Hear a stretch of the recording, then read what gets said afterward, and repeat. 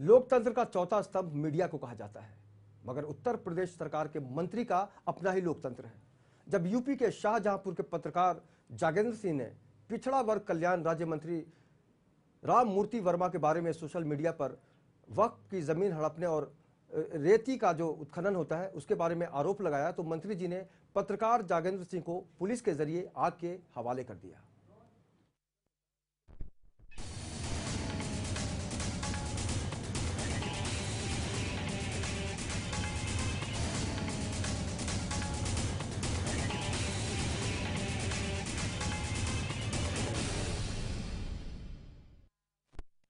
नमस्कार, मैं हूं अवनींद्र आशुतोष, आपका बहुत बहुत स्वागत है। आज हम बात करेंगे मीडिया पर मौत का साया जिस तरह से खौफरा लहरा रहा है उसके बारे में। यूपी में राज्य मंत्री के खिलाफ सोशल मीडिया पर आरोप लगाने वाले पत्रकार जागेंद्र सिंह की मौत हो चुकी है और राज्य मंत्री राम मूर्ति वर्मा के साथ ही एचओ प्रकाश राय समेत 10 लोगों के खिलाफ खुटार थाने में मामला दर्ज कर लिया गया है। सवाल यह है कि आखिर पत्रकारों को सुरक्षा कौन देगा, और इसी तरह अगर पत्रकारों पर हमले होते रहे, खासकर सरकारी तंत्र के द्वारा मदद लेकर, एक पुलिस वाले की मदद लेकर एक कोई मंत्री किसी पत्रकार को जलाने की कोशिश करता है, ऐसे में सवाल उठता है कि क्या मीडिया कर्मी इस लायक रह गए कि उनको कोई भी मौत के हवाले कर दे। और जाहिर सी बात है, जब जब मीडिया पर हमला होता है उसके पीछे का जो सच होता है वो अच्छा नहीं होता, खौफनाक होता है। और आज हमारे साथ इस चर्चा में जुड़ेंगे हमारे वरिष्ठ सहयोगी, हमारे वरिष्ठ संवाददाता संजय मिश्रा। संजय जी, आपका बहुत बहुत स्वागत है। संजय, सबसे पहले आपकी पहली प्रतिक्रिया जानना चाहेंगे, क्योंकि एक पत्रकार जिस तरह से सोशल मीडिया पर जागेंद्र सिंह ने खुलासा किया था कि मंत्री राम मूर्ति वर्मा जो है वो रेत उत्खनन से जुड़े हुए हैं और वक्त की जो जमीन है वो लगातार हड़पने की कोशिश करते हैं, सबूत भी था, ऐसा उनके परिवार का कहना है। आप एक पत्रकार के तौर पर इस घटना को कैसे देखते हैं? देखिए, लोकतंत्र का चतुर्थ स्तंभ है पत्रकारिता। सबसे पहले ये बात करें न्यायपालिका, कार्यपालिका, विधायिका और फिर पत्रकारिता। लेकिन इस चतुर्थ स्तंभ को मानव पैर की धूल समझा जा रहा है। एक पत्रकार बहुत गरीब और बहुत सामान्य तबके का होता है और उसे किसी से कोई सरोकार नहीं होता, और खास करके ना उसके अंदर पक्षपात की संवेदना होती, पक्षपात करने की भूमिका होती है, और ना ही वो किसी को पर्टिकुलर टारगेट करता है। लेकिन ये जो खबर उत्तर प्रदेश के शाहजहांपुर से आई है अवनिंद्र, इसके अंदर बड़े दुर्भाग्य की बात यह है कि पहले तो पत्रकार को जलाया गया, उससे पहले पत्रकार के खिलाफ आपराधिक मुकदमे दर्ज किए गए, और ये सब और सब का सब एक बाहुबली मंत्री के बाहुबल का ये पूरा का पूरा खेल देखने को मिला है। और अब जब एफआईआर जो दर्ज किया गया है मंत्री जी के खिलाफ, उनके 5 सहयोगियों के खिलाफ, तो इसके अंदर जब मृतक पत्रकार के परिजनों ने उसका अंतिम संस्कार करने से इनकार कर दिया, तब प्रशासन नींद से जागा और यह प्राथमिकी दर्ज की गई। लेकिन सवाल वही कि 1 जून को जब शाहजहांपुर में जिस तरीके से पत्रकार जागेंद्र सिंह के घर पर एसएचओ के साथ पूरा पुलिस दल पहुंचा, तो मानो किसी आतंकवादी को गिरफ्तार करने के लिए पहुंचा हो। बहुत बड़े उनकी जो आपराधिक पृष्ठभूमि वाला कोई व्यक्ति जिसकी तलाश में पुलिस चप्पे चप्पे दबीज दिया करती है, उसी तरीके से जागेंद्र सिंह के घर पर पुलिस पहुंची। लेकिन सवाल यह है कि मरने से पहले एक डाइंग डिक्लेरेशन, जो अपने आप में काफी मायने रखता है जब यह मामला जब पंजीकृत किया जाता है मुकदमा। संजय, आप जिस तरह से कह रहे हैं कि जो ऐसा लग रहा था किसी आतंकवादी को पकड़ने जा रहे हैं, तो हो सकता है जो गलत काम करते हैं, चाहे वो मंत्री हो, संतरी हो, कोई भी हो, अगर वो गलत काम करते हैं तो उनको लगता है उनका एक अधिकार है, और अगर कोई हमारा विरोध करेगा तो हम उनकी नजर में तो वो आतंकवादी हुआ पत्रकार। बिल्कुल, लेकिन अवनिंद्र ये भी बात है ना, यदि आपको किसी की खबर से टीस महसूस हुई है, चुभन महसूस हुई है, वेदना आपको महसूस हुई है, दर्द हुआ है आपको, तो आप उसके प्रति आप सकारात्मक रवैया अख्तियार कर सकते हैं। तो है ना इस देश में। ये अमानवीय हरकत करना, एक अपनी धौंस दिखाना, ये मानवता को शर्मसार कर देने वाली बात है। एक पत्रकार की जो कलम होती है वही उसका औजार होता है। वो बंदूक से नहीं खेलता, तलवार से और खंजर भालों से नहीं खेलता, वो अपने मन की चीजों को अपने लेख के माध्यम से जन जन तक पहुंचाता है। वही होता है एक पत्रकार जो अपनी कलम के माध्यम से खबर को एक आकार देता है। लेकिन तो बिल्कुल कहा जा सकता है कि सच कहना अगर बगावत है तो समझो हम भी बागी हैं। अगर हम सच को नहीं बोलेंगे, सच को हम नहीं दिखाएंगे, तो निश्चित रूप से कहा जा सकता है कि इस देश में लोकतंत्र बिल्कुल मर चुका है। और आज की तारीख में संजय, अगर हम सरकारी तंत्र की बात करें तो अखिलेश सरकार जो है उस पर भी लगातार सवाल उठते रहे हैं, क्योंकि ऐसे कई मंत्री हैं। एक मंत्री कानून का होता है, उसको जेल में डाल दिया जाता है, दूसरा जो मंत्री होता है वो हत्या करा देता है, लेकिन उसको लेकर सरकार गंभीर नहीं होती। तो ये जो दोहरापन है समाज में, सरकार के अंदर, इसको कैसे दूर करना चाहिए? अब बिल्कुल बात एकदम सीधी सी है। यदि किसी पत्रकार ने कोई गलत लेख लिख दिया हो, या आपको ऐसा लगता है कि उसने अपने मतलब, उसके निहित स्वार्थ को साधने के लिए उसने अपनी कलम चलाई है, तो आपके पास कई रास्ते हैं। आप पुलिस में शिकायत दर्ज करवाइए, आप उसे नोटिस बजाइए, आप उसे जवाब तलब कीजिए, आपके पास पूरा अधिकार है। क्योंकि आप ही कहते हैं ना कि अभिव्यक्ति की आजादी है, हर व्यक्ति को अपनी बात रखने का अधिकार है, समान कानून के मातहत हम अपना जीवन यापन करते हैं। संजय, हमारे साथ अजय भट्टाचार्य जुड़ चुके हैं, वरिष्ठ पत्रकार हैं, संपादक हैं। अजय जी, बहुत बहुत स्वागत है आपका। जी बोलिए अरशद जी। अजय जी, अभी ये जो घटना आई है यूपी के शाहजहांपुर से, आपकी पहली प्रतिक्रिया जानना चाहेंगे कि एक पत्रकार अगर सच लिखता है तो उसको जिंदा जला दिया जाता है। ये उत्तर प्रदेश के मंत्री हैं एक वर्मा जी, और उनके ही एक पाले हुए दरोगा जी हैं जी। पहले तो इनको पकड़ के जो एक सजा कातिल को होनी चाहिए वैसा इनके साथ व्यवहार किया जाना चाहिए जी। दूसरे पत्रकार संगठनों की आवाज उठानी चाहिए जी।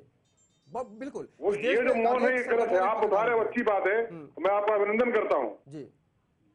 देखिए, ये पत्रकार कोई भी हो सकता है, हम और आप भी हो सकते हैं कि हमारे मेरा कहना ये केवल एक पत्रकार की बात नहीं है, एक ह्यूमन बीइंग की बात है। बिल्कुल, अपनी आलोचना नहीं बर्दाश्त कर पा रहे हो, आप अपने कमियों को नहीं देख रहे हो, और आप जो अभी कमियां गिना रहे हो आप उसको मार रहे हो जी। लेकिन अजय जी, आप भी लगातार पत्रकारिता से लंबे समय से जुड़े हुए हैं, क्या आपको लगता है कि आपका जो पूरा करियर है उसमें कहीं ना कहीं से सुरक्षा का अभाव है, या फिर आपको लगता है कि वाकई? जी, आपकी आवाज बराबर नहीं आ रही है मुझे जी। आपको मेरी आवाज अब सुनाई पड़ेगी तो बोलिएगा। क्या आपको लगता है कि पत्रकारिता जगत जो है वो कहीं ना कहीं से असमंजस की स्थिति में है, असुरक्षित महसूस कर रहा है खुद को? असमंजस नहीं, उसको अपनी भूमिका स्पष्ट करनी होगी। उसको ये करना होगा कि उसको दरबारी पत्रकार बनना है या पत्रकार है जी। बिल्कुल, अगर दरबारी पत्रकार रहेंगे तो उसे फिर हर पत्रकार को लोग मारे जाएंगे और जो लोग चुप रहेंगे। अगर आप पत्रकार हैं तो कहीं पर आपको होता है आपके ऊपर हमला, आप उसको मुकदमा उठाओ। आप एक हफ्ते बाद उठा रहे हैं लोग, 1 तारीख को उसके ऊपर हमला हुआ है, जब वो मीडिया उठा रही है, क्या मतलब है इसका? जो कुछ उठाया सोशल मीडिया उठाया उस मुद्दे को जी। और मेरे गांव से उसका गांव मात्र मेरे ख्याल से 63 किलोमीटर दूर है। मैं जानता हूँ शाहजहांपुर की जनता को। पत्रकार अपना काम करता है और कानून अपना काम करता है, उसके बावजूद मंत्री होते हैं जो सरकारी तंत्र से जुड़े होते हैं, उनको लगता है कि उनका ही अपना लोकतंत्र है। अजय जी, बहुत बहुत शुक्रिया हमसे जुड़ने के लिए, बहुत बहुत शुक्रिया। और शाहजहांपुर से हमारे संवाददाता इस मसले को लेकर हमसे जुड़ रहे हैं। मुआज्जल खान साहब, आपका बहुत बहुत स्वागत है। पूरी जो घटनाक्रम है उसके बारे में आपसे जानना चाहेंगे। खान साहब, मेरी आवाज मिल रही है आपको? जी जी जी जी। ये जो घटना सामने आई है, आपको नहीं लगता कि वाकई लोकतंत्र पर जो हमला किया जा रहा है, एक पत्रकार की जिंदगी से खिलवाड़ करने की जो कोशिश की जा रही है, ऐसे में कहीं ना कहीं से सरकार पर सवाल उठने चाहिए? जी जी बिल्कुल। जैसा कि इस मामले में अभी तक देखा जा रहा है कि 1 तारीख को जब पुलिस ने पत्रकार जगेंद्र सिंह के घर पर दबिश दी थी, उस दौरान संदिग्ध परिस्थितियों में आग का लगना, सबसे पहले यही बात सोचने के लायक है कि इसमें किस तरह से क्या घटना रही होगी कि जब पुलिसकर्मी एक पत्रकार को पकड़ने के लिए जाते हैं बिना किसी विवेचना के, और इस इतने बड़े प्रकरण में जब इतने बड़े नाम इसमें शामिल हो चुके हैं, तब मामले की विवेचना की बात कही जा रही है। जब पत्रकार के ऊपर मुकदमा हुआ तो डायरेक्ट अरेस्टिंग की बात की गई थी जी। अच्छा, मुअज्जम खान साहब, ये जो मृतक पत्रकार हैं उनके पिताजी ने कहा है कि अगर न्याय नहीं मिलेगा तो सुमेर सिंह उनका नाम है, उन्होंने कहा कि मैं भी आत्मदाह कर लूंगा, आग लगा लूंगा खुद को। इसको हम किस तरह से देख सकते हैं, क्योंकि उनको क्या लगता है कि वाकई न्याय मिलेगा या नहीं मिलेगा? देखिए, इसमें न्याय मिलना, ये तो अब देखिए संविधान में, और जो न्याय के लिए इसमें जांच करेंगे जांच अधिकारियों पे डिपेंड करता है, क्योंकि इसमें इतने बड़े बड़े नाम आ रहे हैं, जैसे कि आपके उत्तर प्रदेश शासन के मंत्री जी का नाम आ रहा है, दूसरा थाना कोतवाली के कोतवाल का नाम आ रहा है, तो कहीं ना कहीं पर इस बात की संभावनाएं लगाई जा सकती है कि जिसमें पुलिस अधिकारी और प्रदेश शासन के मंत्री का नाम आ रहा है, तो इसमें कानूनी जो जांच होगी उसमें कहीं ना कहीं जरूर फर्क पड़ेगा। जो पत्रकार जगत के लोग हैं, बाकी जो संगठन है, उनकी क्या भूमिका देख रहे हैं आप आज की तारीख में? नहीं, पत्रकार आज की तारीख में जितना भी यहाँ का पत्रकार है, जितना भी पत्रकारिता का परिवार है, वो सारा पीड़ित परिवार के साथ में है। मुआवजे की भी मांग कर रहे हैं, उनकी जो जमीन पर अवैध कब्जा है उसकी मांग रहे हैं, और साथ साथ उनके पीड़ित परिवार को न्याय मिलना बहुत जरूरी है, क्योंकि भविष्य में पत्रकारों की सुरक्षा पर अब से पहले भी सवाल उठते रहे। कई पत्रकारों की निर्मम हत्या हो चुकी है शाहजहांपुर में ही, बिल्कुल, और पूरे देश में कहीं ना कहीं देखा जाता है कि जब कोई पत्रकार निर्भीकता से अपना काम करता है तो उसको कहीं ना कहीं दबाने की कोशिश जरूर की जाती, कभी शासन के द्वारा, कभी प्रशासन के द्वारा। तो पत्रकार की सुरक्षा को लेकर सबसे बड़ा सवाल खड़ा हो जाता है, और जब इस तरह के मामले में किसी मंत्री का, किसी राजनीतिक का हाथ आता है, तो पत्रकारिता में हमें लगता है कि कहीं बार स्वतंत्रता नहीं है। चौथा स्तंभ हमको सिर्फ कहा जा रहा है, मगर उस तरह की खान साहब इसके पहले भी आरोप लगते रहे उनके ऊपर, कभी जमीन हड़पने का, कभी अलग मामलों का, तो कहीं ना कहीं बिल्कुल इससे पहले भी आपराधिक पृष्ठभूमि के जो नेता हैं उनको लेकर सरकार संवेदनशील नहीं है।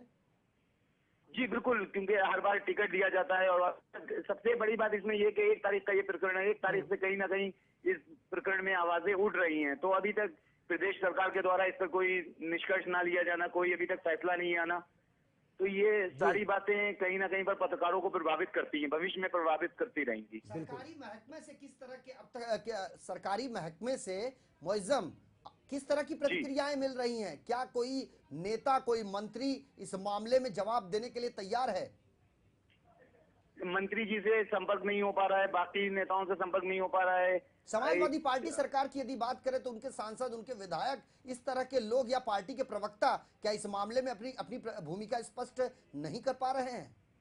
जी बिल्कुल, कहा जा सकता है कि अभी समाजवादी पार्टी की ओर से किसी भी प्रकार का शाहजहांपुर में हो या उत्तर प्रदेश शासन से हो, अभी इस मामले में किसी भी प्रकार की प्रतिक्रिया नहीं दी गई है। तो ये सारी बातें अभी तक उलझाए हुए हैं कि यहाँ का जो भी जिला अध्यक्ष हैं समाजवादी पार्टी के, उनकी ओर से अभी कोई बयान नहीं आया है। पत्रकार को संवेदना के नाम पर अभी समाजवादी पार्टी की ओर से कुछ भी नहीं मिला है। बिल्कुल, खान साहब आप हमारे साथ बने रहिए। हम एक बार फिर से अपने दर्शकों को सुनाना चाहेंगे कि इस घटना का जो हीरो है, जो नायक है, जिसने कहा जा सकता है जिसने दुनिया को छोड़ दिया है, जिसकी हत्या कर दी गई है मंत्री द्वारा, और उसमें पुलिसकर्मी भी शामिल है, मरने से पहले जागेंद्र सिंह ने क्या कहा, एक बार सुनते हैं, और जागेंद्र के बाद सुनेंगे कि पुलिस का क्या कहना है। सुनते हैं इन दोनों का बयान। के अंदर गिरफ्तार करना था, गिरफ्तार कर लेते, मुझे मारा, आग क्यों लगा दी? प्रकाश राय था, उसके साथ 5-6 पुलिस वाले थे और गुफरान था। को देखकर उन्होंने घर बंद कर लिया और आग लगा लिया था, जिसमें उनको जो है उनकी अपर बॉडी पार्ट्स में बर्न है। उनको तत्काल जो है जिला चिकित्सालय भेजकर प्रिलिमिनरी जो है प्राइमरी उनके इलाज कराया गया है। के अंदर गिरफ्तार करना था, गिरफ्तार कर लेते, मुझे मारा, आग क्यों लगा दी? प्रकाश राय था, उसके साथ 5-6 पुलिस वाले थे और गुफरान था। को देखकर उन्होंने घर बंद कर लिया और आग लगा लिया था, जिसमें उनको जो है उनकी अपर बॉडी पार्ट्स में बर्न है। उनको तत्काल जो है जिला चिकित्सालय भेजकर प्रिलिमिनरी जो है प्राइमरी उनके इलाज कराया गया है।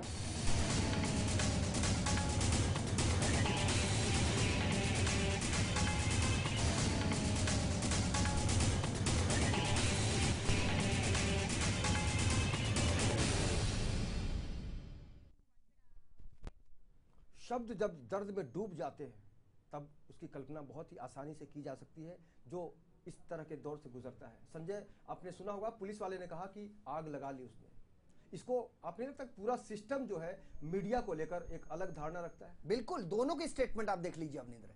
एक तो मृतक जगेंद्र सिंह मरने से पहले एक बयान देते हैं जिसको डाइंग डिक्लेरेशन के रूप में लिया जा सकता है, जो तमाम आरोपियों को सजा दिला पाने में मील के पत्थर की भूमिका अदा कर सकती है। ये बात नहीं भूलना चाहिए। और दूसरी बात, एसपी साहब साफ तौर पर कहीं ना कहीं से नतमस्तक दिखाई दे रहे हैं उत्तर प्रदेश के गृह मंत्रालय के अधीन जी। और शायद यही कारण है कि वो ये कह रहे हैं कि जब पुलिस दरवाजे पर पहुंची जगेंद्र सिंह के, तो उन्होंने भीतर से दरवाजा बंद करके खुद को आग लगा ली। बहरहाल ये जांच का विषय है, जांच का विषय है। लेकिन जिस तरीके से कैमरे पे जो टीवी स्क्रीन पर जो चीजें हमने सुनी है, जो दर्शकों ने सुनी है, उसमें अंदाजा आप स्वयं लगाइए कि मृतक ने मरने से पहले कितनी डरे हुए सहमे हुए भाव में ये कहा कि आपको गिरफ्तार करना होता तो आप गिरफ्तार कर लेते, लेकिन आपको आग नहीं लगाना चाहिए। यानी साफ तौर पर ये दबंग नेताओं की दबंगई कही जा सकती है जो पत्रकारों को अपने पैरों की धूल समझने लगे। बिल्कुल, और ये बहुत ही दुर्भाग्यपूर्ण है कि रक्षक ही भक्षक हो जाता है, और अगर पुलिस वाले पर आरोप लगता है तो समझा जा सकता है कि सोच क्या है सरकार की और इस सिस्टम की। हमारे साथ पत्रकार जुड़ चुके हैं नागनाथ बाबर जी, आपसे जानना चाहेंगे कि ये जो घटना हुई है, आपको क्या लगता है कि वाकई पुलिस का जो एक रूप सामने आया है कि पुलिस ने जलाने का काम किया है मंत्री जी के कहने पर, आप कैसे देखते हैं इस पूरे घटना को? पहले तो ये जो घटना है बहुत दुर्भाग्यपूर्ण घटना है, और इसी तरह अगर चौथे स्तंभ पर हमले होते रहे और इसी तरह प्रशासन नाकाम रहे तो इसे आने वाले समय में बहुत ही शर्मनाक की बात कही जानी चाहिए। और जो जोगेंद्र सिंह के बारे में जो घटना हुई है बहुत शर्म की बात है। वहाँ की प्रशासन और जो पुलिस रवैया है वो बहुत शर्मनाक जैसा रवैया है, जबकि इस तरह की घटना को अंजाम नहीं देना चाहिए था। हो सके तो उनके ऊपर कार्रवाई कर सकते थे, पूछताछ के बाद सामने सच्चाई आ सकती थी, लेकिन इस तरह का जो घटना घटी है उसको जो कारण जो वहाँ की सरकार है, वहाँ के मंत्री है या गृह मंत्रालय है, उनके ऊपर भी कहीं ना कहीं कार्रवाई होनी चाहिए, और ये बहुत शर्म की बात है, मैं ये कहना चाहूंगा जी। बिल्कुल, और इस देश में हर डिपार्टमेंट में लोग अपने अपने तरीके से काम करते हैं, सबका अपना एक डिपार्टमेंट होता है, उसी तरह मीडिया का काम होता है सच को सामने लाना। अगर हम सुरक्षा की बात करें बाबर, तो आपको क्या लगता है कि पत्रकार की जो बिरादरी है वो सुरक्षित है आज की तारीख में? बिल्कुल सुरक्षित नहीं है। इसके पहले भी कई बार पत्रकारों पे हमले हुए हैं, लेकिन प्रशासन इस बात से अपना रवैया उसी तरह निभा रही है जो सौतेले की तरह निभाया जाता है, लेकिन पत्रकारों की सुरक्षा एक क्वेश्चन मार्क बना हुआ है। अब पत्रकारों को अगर सुरक्षा नहीं दी जाएगी तो इसी तरह पत्रकारों पे हमला होते रहेगा और पत्रकारों के हौसले जो है वो कम होते जाएंगे। और चौथा स्तंभ जो कहने वाली जनता है जो उम्मीद रखती है, अगर न्यायपालिका से न्याय नहीं मिलता तो आखिर न्याय मिलने की जो जगह है वो चौथा स्तंभ के माध्यम से मिल सकती है। इस पर से विश्वास कहीं ना कहीं मिट जा सकता है। बिल्कुल, नागनाथ बाबर जी, आपसे जुड़ने के लिए आपका बहुत बहुत शुक्रिया। लेकिन एक सवाल उठता है संजय ऐसे में कि कभी अरविंद केजरीवाल की शक्ल में, कभी राममूर्ति वर्मा की शक्ल में जो मीडिया पर प्रहार होता है, मीडिया को बैन करने की बात होती है, इसको क्या आपको लगता है कि वाकई सरकारी सिस्टम में जो लोग बैठे हुए हैं उनकी इच्छा अगर पूछी जाए दिल से तो वो चाहेंगे कि मीडिया खत्म ही कर दी जाए? अवनिंद्र, ये तो बात आपने एकदम सही कही है कि एक केजरीवाल सरकार ने कुछ दिन पहले मीडिया पर जिस तरीके से पाबंदी लगाने की कोशिश करी थी, लेकिन शुक्र है न्यायपालिका को इस बात का अंदाजा था और उसने उनके उस मंसूबों पर पानी फेर दिया। बिल्कुल, और इसी से मिलती जुलती खबर एक मुंबई हाईकोर्ट में की याचिका दायर की गई है कि पत्रकारों को किसी भी घटना से संबंधित कोई ऐसी चीज ना दी जाए जो व्यक्ति के ऊपर आरोप तय होने से पहले उसे अपराधी साबित कर दें। बिल्कुल, यह बात अपनी जगह पर सटीक है, लेकिन यदि आप पत्रकारों को जानकारी नहीं देंगे, पत्रकारों के ऊपर एक बोझा होता है खबर बनाने का, चूंकि वो जिस भी संस्थान में काम करता है बड़ा प्रेशर होता है। और उसे आपको याद होगा, मैंने महसूस किया है कि बहुत सारे ऐसे पत्रकार हैं जो बाद में राजनीति से जुड़े, उनकी भी मानसिकता बदल जाती है। ये दुर्भाग्यपूर्ण नहीं है क्या? देखिए, आप मसलन के तौर पर देख लीजिए आशुतोष आसू जी को, जो IBN 7 के एक बड़े एंकर हुआ करते थे, लेकिन जिस तरीके से उन्होंने पत्रकारिता से पल्ला झाड़ कर राजनीति में प्रवेश किया, उसके पीछे का उनकी क्या सोच थी ये उनका व्यक्तिगत मामला है, उनका निजी मामला है, लेकिन वो पत्रकारों। जोगेंद्र सिंह के बेटे राहुल सिंह जुड़ गए फोन लाइन पे। राहुल जी, मेरी आवाज मिल रही है आपको? जी जी बिल्कुल मिल रही है। देखिए, ये बहुत ही दुखद घटना है और हम आपकी जो वेदना है उसको समझ सकते हैं, लेकिन आपसे ये जानना चाहेंगे कि आज की तारीख में इस तरह की जो घटना सामने आती है तो कितना परेशान होता है पूरा परिवार या समाज? जी, आप इस घटना को लेकर क्या कहना चाहेंगे, ये बताइए। ये घटना जो है पूरी मंत्री के दबाव के चलते हुई है, जिससे हमें काफी परेशानी का सामना करना पड़ा। जैसे FIR भी हुई तो काफी मुश्किल से FIR करवाई गई जी। बहुत मुश्किल से, हमको काफी देर तक परेशान करे रखा। जब हम अंतिम संस्कार हमने कहा आप नहीं करेंगे जब तक FIR नहीं हो जाती है, तो 3-4 घंटे तक टाल मटोल करने के बाद जब हम लोग काफी उग्र हो गए तब जाके कहीं FIR दर्ज हुई। अगर सुरक्षा की बात करें राहुल, आज की तारीख में अगर आपके परिवार के सुरक्षा की बात करें तो किस तरह का माहौल महसूस कर रहे हैं आप? नहीं, हम लोगों को सुरक्षा है। अभी हमने सुरक्षा की मांग उठाई भी है कि हमारे पूरे परिवार को सुरक्षा चाहिए। जैसे पापा के साथ हुआ वैसा हम लोगों के साथ ना हो पाए। बिल्कुल, अगर हम सरकार की बात करें, जो उत्तर प्रदेश में जो समाजवादी पार्टी की सरकार है, अखिलेश यादव की सरकार है, उसकी भूमिका को आप किस तरह से देखते हैं? क्या सरकार को आप महसूस कर रहे हैं या फिर लगता है कि आपको सरकार में जो बैठे लोग हैं वो सिर्फ मोहरे बन के रह गए हैं? जी बिल्कुल, सरकार की तरफ से भी तो अभी तक कुछ नहीं हुआ, ऊपर से ही दबाव के चलते पुलिस भी कुछ नहीं कर रही है। राहुल, आपसे ये जानना चाहते हैं कि जिस दिन ये घटना हुई थी, 1 जून का दिन था, पुलिस जब आपके दरवाजे पर पहुंची थी तो उस समय आप कहाँ थे राहुल? जी हम आपको बताएं, हमारा पूरा परिवार खुटार में रहता है, कस्बा खुटार में। पापा रहते हैं जिला में शाहजहांपुर। जी, तो आप पापा के साथ नहीं थे? नहीं, पापा के साथ नहीं थे। पापा जो थे घर पे अकेले थे। आपके अनुसार उस दिन हुआ क्या था? उस दिन मैं पापा को शाहजहांपुर छोड़ के आया था सुबह 6 बजे जी, और छोड़ने के बाद में शाहजहांपुर से आगे चला गया था एक रिश्तेदारी में, वहाँ 10वां था जी। वहाँ पे जाने बाद में 2:30 बजे खबर आई कि पापा को पुलिस ने आग लगा दी और उन्हें जिला अस्पताल ले जाया गया है जी। तो उसके बाद आए तो पापा से बयान भी हुआ। फिर बाद में जब पापा अस्पताल पहुंचे उसके बाद मैं भी पहुंचा तो मैंने पापा से पूछा कि क्या हुआ, तो पापा ने बताया कि हम सुबह से 7 बजे तुम छोड़ के गए थे। उसके बाद में अस्पताल गया, अस्पताल जाने के बाद कचहरी गया। उसके बाद में मैं घर पर आया। घर पे आने के बाद में मैं एक प्रेस वार्ता करने को था, इसलिए तैयारी कर रहा था उसकी। इसी बीच पुलिस आ गई जी। कुछ समय पहले पुलिस का एक बयान आया था राहुल। उनका ये कहना है कि जब हम जगेंद्र सिंह के दरवाजे पर पहुंचे तो जगेंद्र सिंह ने भीतर से दरवाजा बंद कर लिया और उन्होंने खुद को आग लगा ली। कितनी सच्चाई है? आपसे जानना चाहते हैं, ये आग लगी या लगाई गई? हमारे पापा आग नहीं लगा सकते। पापा से हमने जब पूछा तो पापा बोले कि तुम्हें अपनी एक उंगली जला के देख लो, हम इतनी बड़ी आग कैसे लगा सकते हैं। बिल्कुल बिल्कुल, ये समझने वाली बात है। अगर हम बताते हैं कि हाँ, पापा से 28 मई को मारपीट हुई थी, 28 अप्रैल को। कौन लोग थे जिन्होंने आपके पापा के साथ मारपीट की थी? वही मंत्री जी के ही लोग थे, मंत्री जी के चमचे थे। उन्होंने पापा के साथ पहले मारपीट की और वही लोग उस दिन आए थे जिस दिन एक गाड़ी से वो लोग थे, एक गाड़ी से पुलिस थी। जिस दिन मेरे पापा को आग लगाई गई थी तो वो लोग भी अंदर कूदे और पुलिस भी अंदर कूदी। पहले पापा को बहुत मारा और फिर कहा कि तू मोदी बाबा के खिलाफ बहुत कुछ लिखता है, आज के बाद तू लिखने लायक नहीं रहेगा। उनके हाथ ज्यादातर जलाए गए पापा के। तो कुल मिला के अभिव्यक्ति की आज़ादी को लेकर जो सवाल उठते रहे इस देश में, उसको लेकर हम कह सकते हैं कि अब उस पर सरकारी तंत्र जो है हावी होने की कोशिश कर रहा है। निश्चित रूप से हम आपकी जो तकलीफ है समझ सकते हैं और हम दुआ करेंगे कि आपके परिवार को और आपको भगवान शक्ति दे इस घटना से उबरने के लिए। आपको एक बात बताना चाहेंगे सर? जी बताइए। 28 अप्रैल को जो पापा को जो लोगों ने मारा था उनके राज्य मंत्री के चमचों ने, तो पापा का पैर फ्रैक्चर हो गया था, तो जिससे उनके प्लास्टर बना हुआ था जी।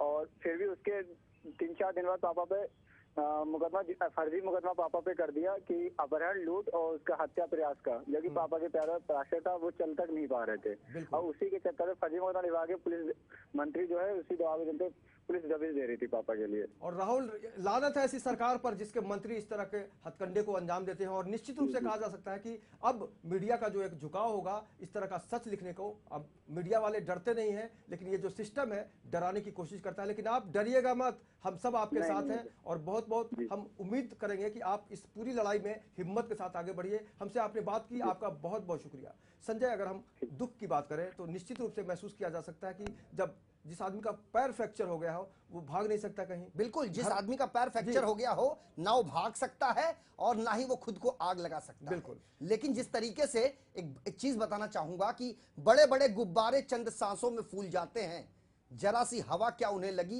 कि वे अपनी औकात भूल जाते हैं। बिल्कुल। तो जनसेवक जो कहलाते हैं, जनता जो जनार्दन होती है इस लोकतंत्र में, जिसे जिताकर वह विधानसभा या फिर लोकसभा में पहुंचाती है, उससे एक उम्मीद लेकर, ये उम्मीद लेकर कि उसके लिए वह समय समय पर विधानसभा में, लोकसभा हो राज्यसभा हो, तमाम संसद के दोनों सदनों में वह आवाज अपनी बुलंद करेंगे, या फिर राज्य सरकार के अधीन यदि वह मंत्री बनते हैं तो अपने राज्य के, अपने विधानसभा की जनता को वह किसी बुनियादी समस्याओं से निजात दिलाएंगे। लेकिन होता है इसका ठीक उल्टा। इस तरह के कद्दावर नेता जो अपने आप में दबंग नेता माने जाते हैं, उत्तर प्रदेश सबसे बड़ा प्रदेश कहा जाता है, सबसे बड़ा राज्य माना जाता है जो भारत में बसता है, और वहां से सबसे ज्यादा सांसद निकलकर आते हैं केंद्र सरकार में। लेकिन जिस तरीके से उत्तर प्रदेश की अखिलेश सरकार है, उनके कैबिनेट मंत्री आजम खान साहब की जब भैंस खो जाती है तो उसके लिए पूरा पुलिस दल लगा दिया जाता है। और एक पत्रकार जो लिखता है अपने कलम को जो सच्चाई बयां करता है पूरी पारदर्शिता के साथ, तो उसको ये सजा मिलती है, उसको ये चीज दिया जाता है कि उसे दिन दहाड़े इनाम में मौत देते हैं। बिल्कुल। और मुअज्जम खान हमारे साथ बने हुए हैं शाहजहांपुर से। मुअज्जम, अभी जो स्थिति बन रही है, जिस तरह से राहुल ने पूरी सच्चाई बताई, आपको लगता है कि वाकई जांच पर इसका असर पड़ना चाहिए? मुअज्जम, मेरी आवाज मिल रही है आपको? जी सॉरी अजय, फिर से अभी राहुल से हमने बात की, जो जागेंद्र सिंह के बेटे हैं, उन्होंने पूरी घटनाक्रम के बारे में बताया कि किस तरह से उनके पापा को प्रताड़ित किया गया और उनको जलाने की कोशिश की गई। आपको लगता है कि वाकई जांच में ये जो पूरा तथ्य है, ये जो सच है, उसका कहीं ना कहीं से समावेश होना चाहिए? जी जी बिल्कुल। देखिए, इससे पहले भी जगेंद्र सिंह के ऊपर एक हमला हुआ था जी। 1 तारीख से पहले भी इनके ऊपर मारपीट की एक घटना हुई थी, जिसको शायद मेरे हिसाब से अगर पुलिस और प्रशासन ने गंभीरता से लिया होता तो इतना बड़ा हादसा होने से बच सकता था। अगर पुलिस को अरेस्टिंग करना थी, तो जैसा कि उनके बेटे ने बताया कि अन्य लोग भी पुलिस के साथ उनके घर में कूदे थे। तो आपको 1 मिनट के लिए रुकना चाहेंगे, 1 मिनट रुकना चाहेंगे। हमारे साथ वरिष्ठ पत्रकार अमर त्रिपाठी जुड़ गए हैं। अमर जी, आपकी पहली प्रतिक्रिया क्या होगी जिस तरह से एक पत्रकार को मंत्री के पुलिस कर्मियों ने, जो उनके बॉडीगार्ड वगैरह थे, उन्होंने जिंदा जला दिया? बहुत दुखद घटना है और इसका सारे पत्रकारों को एकजुट होकर के इसकी भर्त्सना करनी चाहिए जी। पर पत्रकारिता के अपने कैलकुलेशन है कि यहाँ एक रिस्क है और इस रिस्क से, इस खतरों से कोई डरता नहीं है। एक्चुअली इन तरह की घटनाओं के होने के बावजूद किसी पत्रकार का मनोबल टूटेगा, कमजोर होगा, कम होगा, ऐसा नहीं होगा। बल्कि लोग नई हिम्मत के साथ और नई ताकत के साथ जो अपना काम है वो करते रहेंगे। इसमें कोई पीछे हटने का मुद्दा या मादा ऐसा कुछ भी नहीं है। बिल्कुल। बहुत बहुत शुक्रिया अमर त्रिपाठी जी हमसे बात करने के लिए। तो इस देश में लोकतंत्र जिंदा है, लेकिन लोकतंत्र के जो रक्षक माने जाते हैं, खासकर अगर हम सरकार की बात करें, मंत्रियों की बात करें, नेताओं की बात करें, या उन जनप्रतिनिधियों की बात करें जिनको मीडिया का शब्द चुभता है, जिनको मीडिया का सच लिखना भाता नहीं है, तो अब उनको समझ लेना चाहिए कि मीडिया एक नए जोश के साथ, एक नई सोच के साथ उन सबका खुलासा करने के लिए और भी ज़्यादा दृढ़ संकल्प हो जाएगा। और कह सकते हैं कि वाकई, संजय आप कुछ करना चाहेंगे?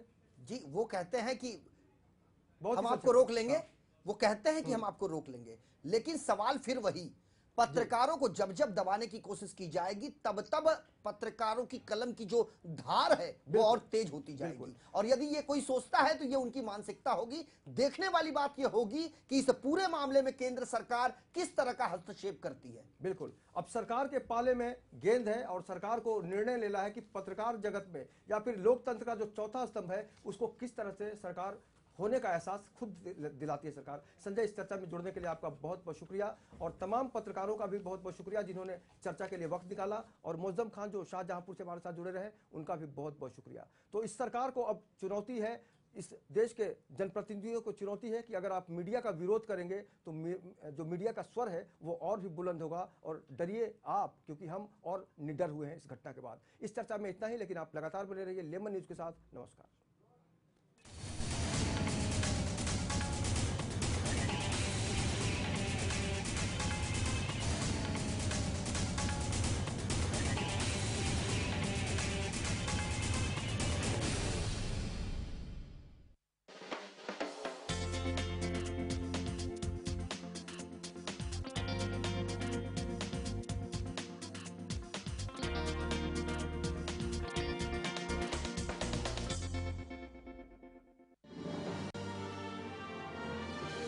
Global advertisers, scaling new heights in outdoor media.